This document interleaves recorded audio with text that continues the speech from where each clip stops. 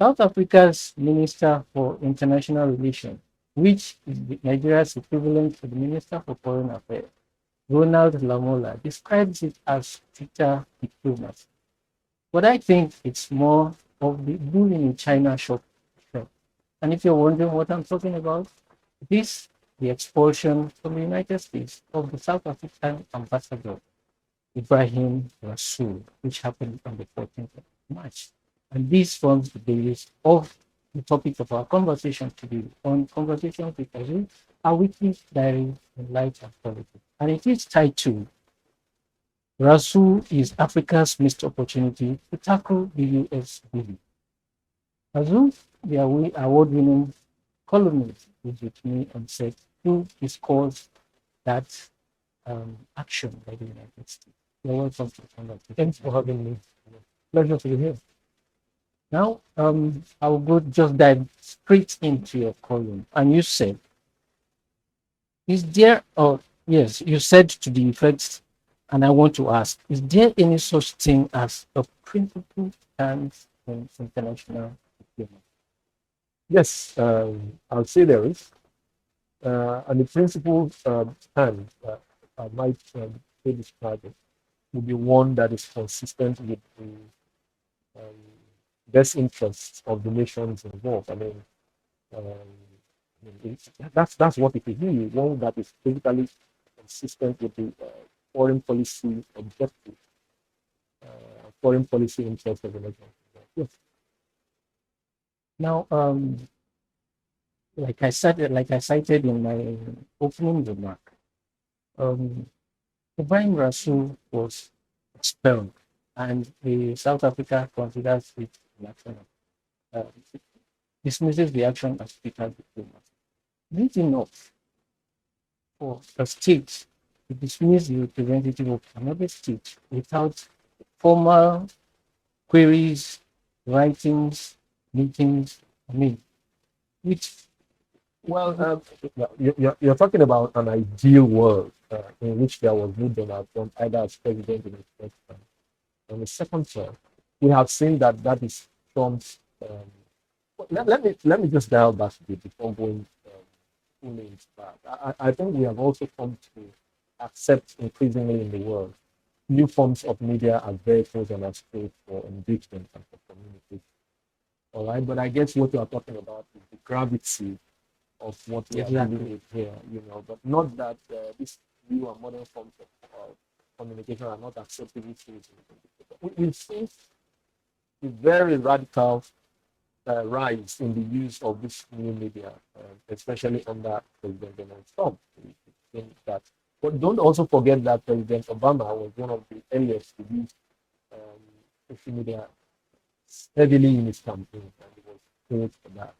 But let me come to your question, and especially the point that with respect to state policy. As I said earlier on, we have come to accept, the world has come to accept, obviously, that under Donald Trump, it's social or X as he used to be in his, X in his first time, which was what he used in his first time, like an official, platform for conducting diplomacy. That's what we are trying to address.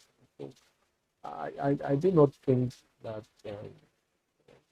most people will. Yeah, the foreign affairs minister of South Africa is trying to try with a speaker diplomacy in light of the gravity. But I think that by and large the world has become to realize that that's Trump's way of diplomacy. That's what it is. the expelled ambassador arrived in Kitsan with rousing reception. Correct. Yeah, what does that signal? Well, it signals that the action for which he was evicted from the U.S. by the U.S. government, one that is one that citizens of South Africa completely approve of. Yeah, what he did is losing its percent. And as I also said in my comment, I will not take away one word from the statement that he made on the basis of which so to answer your question directly, it just means that he was not doing it on his own. He didn't go out on the limb. He had the support of the people of South Africa, which essentially is what diplomacy is about. He's not there to represent. is there to represent the people and government of South Africa. And if he had the sort of response, welcome that, then it simply means that he is doing his job, what the people expect him to do. Okay, I want to cite an example. Canada, Mexico, many countries in Europe have responded to Donald Trump in the question of tariffs by imposing their own tariffs. Yes, tit for tat. Should yes, tit for tat, exactly. Should South Africa have done exactly the same thing in the reverse direction? I think President Cyril Ramaphosa and some very senior members of the South African government have said that they are considering it is a more considered, intentional, deliberate, thoughtful way of doing the place. We don't want to also then respond by Twitter, respond on Twitter or on X. They say, oh, we also do. I'm sure that all of this, I'm sure that in the days, hopefully maybe in the weeks ahead, but before too long, we will see some sort of response from South Africa to what is there. Has South Africa's um, involvement in the crisis between Israel and Palestine, in the case of the ICC, has that influenced? Oh yes, certainly. I do not think that I do not think that anyone thinks too much about that. That the Israeli lobby in the US is very, very unhappy. Even the Israeli government also has very, very unhappy with South Africa. But South Africa has said that it took the decision as a principal stand against what is happening in Gaza. You can't forget it. It wasn't something that they did unintentionally. And the South African government has said that they agree with it because South Africa has signed going back to the PLO days, Yasser Arafat and Nelson Mandela. And fundamentally, the role that PLO played in the liberation struggle against apartheid in South Africa, they feel obliged, they feel they have a sense of what South Africa went to the ICC to do is just to say, look, that the ICC should determine whether the acts of large-scale, killing amounted to genocide or not. And the ICC did a ruling which also indicted some senior officers in the Israeli government. So I don't see what the problem is. I mean, in Hamas, what Hamas, the ruling of ICC was somehow against both Hamas and members of this particular Israeli government. It wasn't a one-sided judgment. Is it right to say it's double standards for the United States to pick on Ebrahim Rasool's statement referencing declining white populations and its effects on elections in the United States, while America itself is taking summary actions by expelling immigrants to the United States who are non-white? I see. Well, what's happened? I do not think that was a mistake by what you call it, by the ambassador, Ebrahim Rasool. Ebrahim Rasool, what he said, what the ambassador said, was born out of, he quoted statistics, he quoted data. So if there's anything wrong in the data that he quoted in terms of the population, the demographics into which he said President Trump was playing, let somebody come and say that the facts that he presented were wrong. But I've not heard anybody come to that personalize it to say whether the personal. But is this a statement of fact that there is a diminishing, if you take the voting demographic, that there's actually a diminishing population to which Trump felt obliged to defend, or to which gallery Trump is playing in doing a number of the things that he said. That's all he says. That Trump is actually baiting a particular base of the U.S. Demographic. Yeah, demographic. That's what it is. And I have not yet heard anyone say that he just. All right, now down to the main theme of your column. African media, African governments have been resoundingly silent instead of showing, righteous indignation towards the expulsion of. Well, whether it is righteous or unrighteous, my point is that this really, as a friend said to me, a friend of this thing, that great Africans and great Pan Africans who believe that they actually will be The golden in age.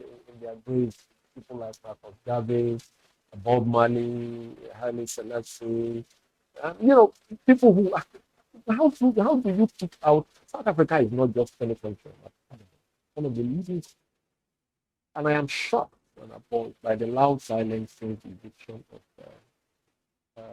Ebrahim Rasool. that in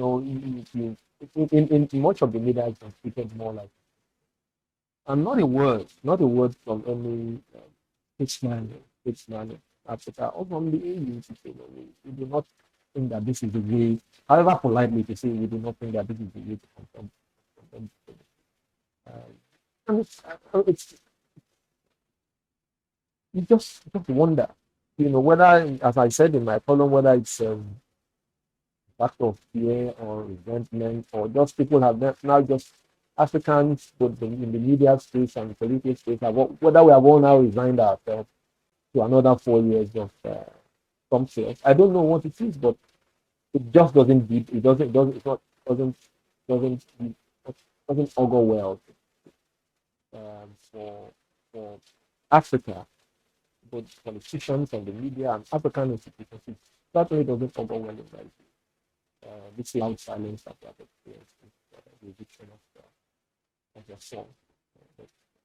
And finally, for me, you cited the instance that African leaders may lack the moral courage to come forward. For instance, with what is happening in the Sahelian, where things are coming back into effect to destabilize democratic governance. We think they are playing into a Trump script. Oh yes, I mean, because you know that a member of the U.S.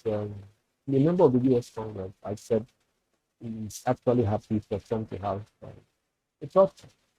And Trump himself has made no secret of the fact that he's going to bend the U.S. Constitution if he has to extend it to. And if there are copycats elsewhere, particularly in Africa, it will not be in their interest to come out and condemn them or to speak of them with the